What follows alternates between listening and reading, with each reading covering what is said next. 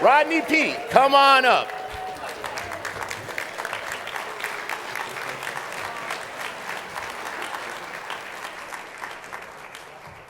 Oh, wow. Thank you, Victor. Appreciate that. Thank you all for having me here on this beautiful Good Friday. 1 second, hold on.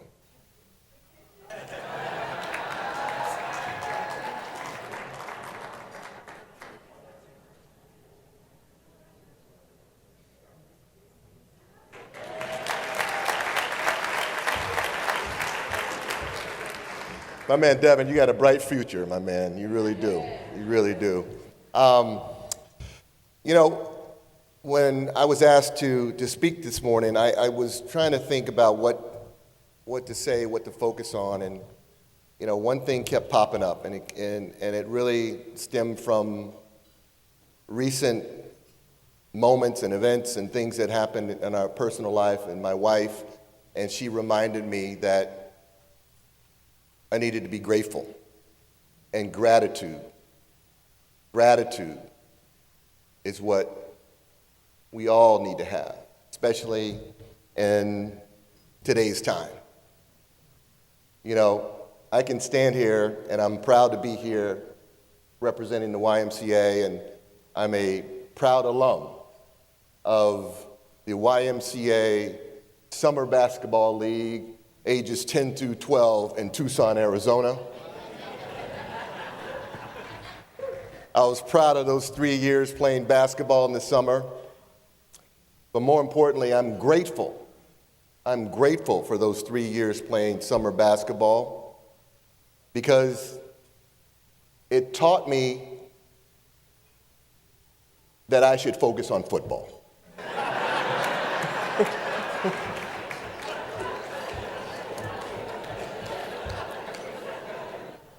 It's a true story. But gratitude is the word, and hope, as Victor mentioned, and we heard it, Christina mentioned gratitude often in her speech. In our lives, moments that feel like it's the end, a loss, a failure, grief, are the moments where our greatest strength is being forged. It really is. Good Friday teaches us that no situation is so dark that it cannot be the birthplace of something new.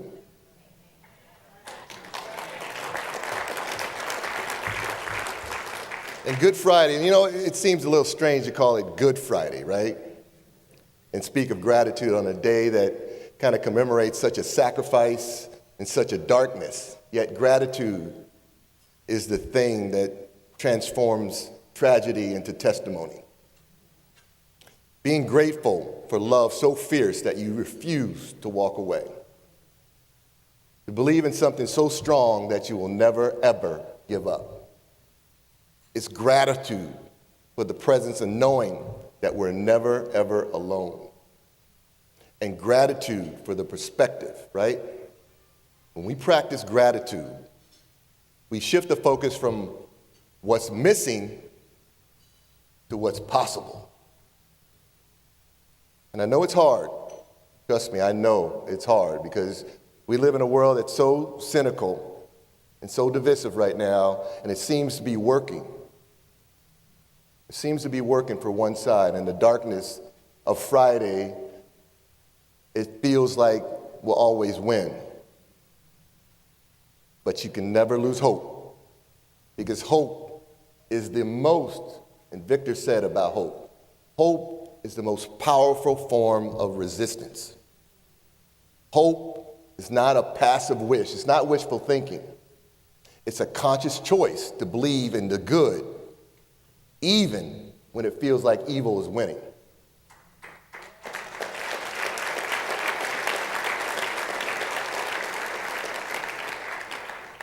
To believe that even on the darkest of Fridays, there was hope that the light will still shine. To believe in the morning when it's still night. Because Good Friday, we know that the final word is never, never truly final. Think about it. You know, if death couldn't hold the story back then, neither can our current struggles.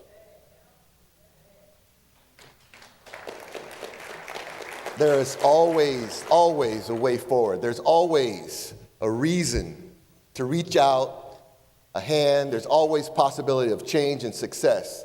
Think about the happiest times in your life and the happiest days in your life. Most often they came from overcoming something, right? Or doing something when somebody told you you couldn't do it. You fought through a tough day and got to the other side. So no matter what's going on this day, don't look at it as a burden. Look at it as a bridge. Be grateful for the struggle because it does produce endurance and it produces strength. You know, I had a coach once tell me, to get to the sunshine, you got to go through the darkness. And be grateful for the darkness because it makes the stars visible. And one of those stars is you. I love that coach.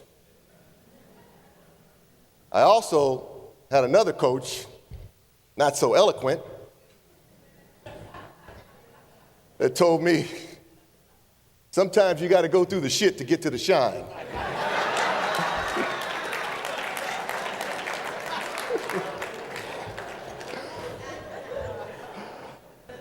So be grateful for the hope that tells us no matter how tough things get, no matter how bad it is, no matter how dark Friday feels, Sunday is coming. And I know in the midst of times that the darkness is hard to have hope, but that's when we find our strength and faith in our family and knowing that Sunday is coming. You know, there are moments in our own lives, lost job, broken relationships, a diagnosis where someone feels like the stone has already been rolled over into its place and it ain't moving. Good Friday gives us permission to sit with that reality, and it tells us it's okay to acknowledge that world and that the world is not yet as it should be. And we have the opportunity to change it, and make it right, and make it as we want it. You know, for me, I've had a lot of dark days in my life. You know, and one of the darkest one was when my son RJ was diagnosed with autism at 3 years old. You know, we sat, my wife and I, Holly, sat in a room with a developmental pediatrician that proceeded to tell us that our 3-year-old son would never do about 15 things. 3-year-old. He'd never go to a mainstream school. He would never have friends. He would never drive. He would never have a regular job. He would never have a relationship. You know, and the toughest one of all, he looked us in the eye and said, he will never say, I love you. Now, sitting there listening to her and honestly wanting to strangle her, we sat back and took it. We left that office and we cried all the way home. And look, I've spoken of gratitude, and to this day, I'm so grateful. I am truly, truly grateful that I married the right woman.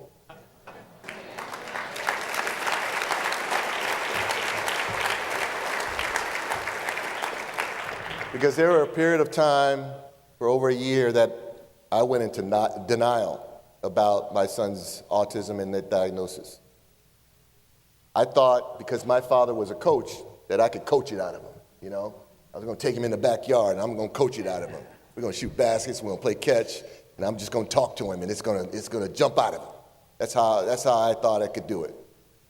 My wife rolled up her sleeves and she said, I got to educate myself.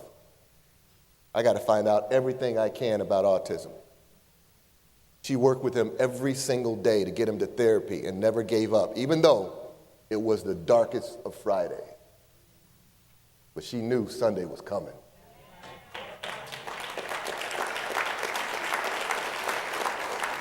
You know, not only did she have to fight for RJ, she had to deal with me too.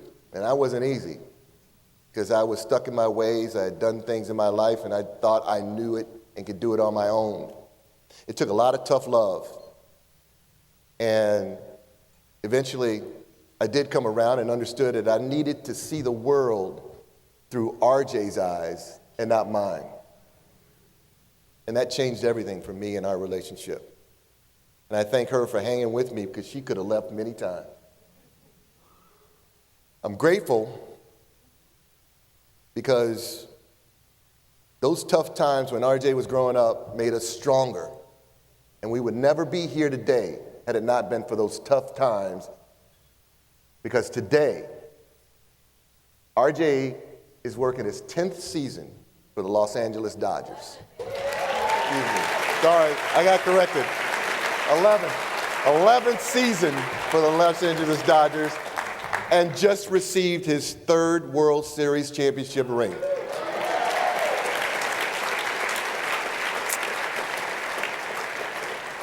know, Holly has always said she would never change RJ for the world, but she would try to change the world for RJ.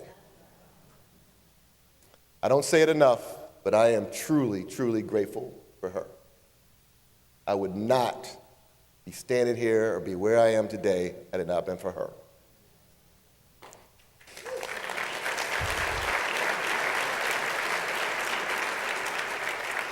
Today, more than ever, I try to practice gratitude. Even in the ups and downs in my personal life and scary state of the world today, where it feels so dark and so wrong and so divisive, and many people have lost hope and just human decency. The darkness is real, but it's not final. You know, possibility is not found in the absence of struggle, but how we respond to it. I'm grateful because I believe in the good of Friday. And I know Sunday is coming. Thank you very much. I appreciate it. Yeah.